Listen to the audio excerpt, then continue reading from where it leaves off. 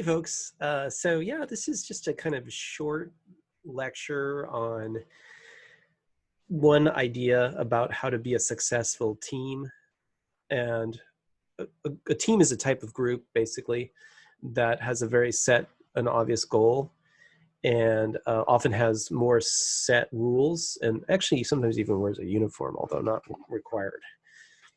Anyway, there are some things that are mentioned in your textbook about what a team can do to be more successful, and also some things to avoid, so dysfunctional things to avoid. So let's talk a little bit about those and kind of go through them.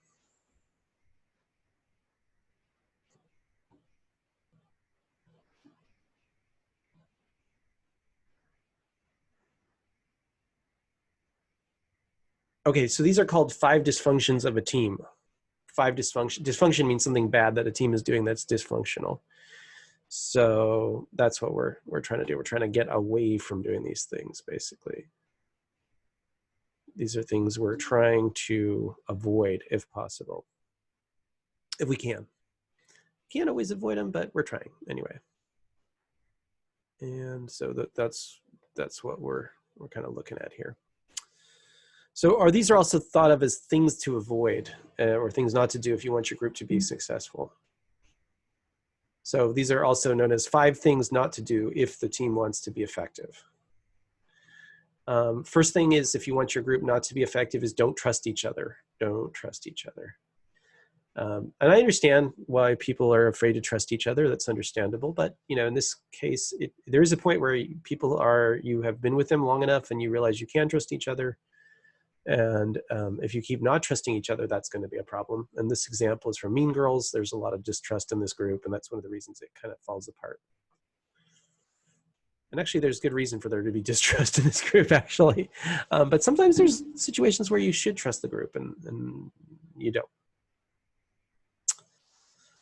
don't. Fear of conflict. This is where groups avoid conflict. This is from the Rocky Horror Picture Show, where they definitely avoided conflict with Frank. Yeah, fear of conflict. They're so worried about conflict. They think of conflict as being a bad thing, when in fact conflict a lot of times is just 2 people having different ideas or more people having different ideas and figuring out what's the best idea. So having a conflict isn't necessarily a bad thing, as long as you're not like yelling and screaming at each other and name calling and all that. Next up, don't be committed. This is where like people lack commitment to the group. They're worried that the group is going to take advantage of them, so they aren't committed to working for the group, and they're worried about like what's in it for me the whole time. They're so worried about if being taken advantage of, they don't do anything, and then everybody's just not doing anything and nothing gets done. So you have to kind of commit to the group before you know if everything's going to work out. Just kind of stick your commitment out there and hope that it works out. And then also avoiding accountability. So everybody makes mistakes. One of the things that happens when groups are not successful is they don't admit when they've made a mistake or they've done a bad thing or made a mistake or an error. So they avoid accountability. And then also then, one of the great things about accountability is you can also then take credit when things do work out. That's not to say that you did it all by yourself, but you worked part of the group to get things to happen. But that's hard to do if you're, blaming everything on everybody else. And then also they don't focus on achieving results. Like what actually are you trying to get done? Sometimes groups are goofing around so much, like Ferris Bueller on his day off. They don't actually get anything necessarily accomplished, although Ferris Bueller does, I suppose. He shows Cameron a good time, but shows him how to have a good time. But yeah, they're goofing around so much and not really focused on like getting things done. So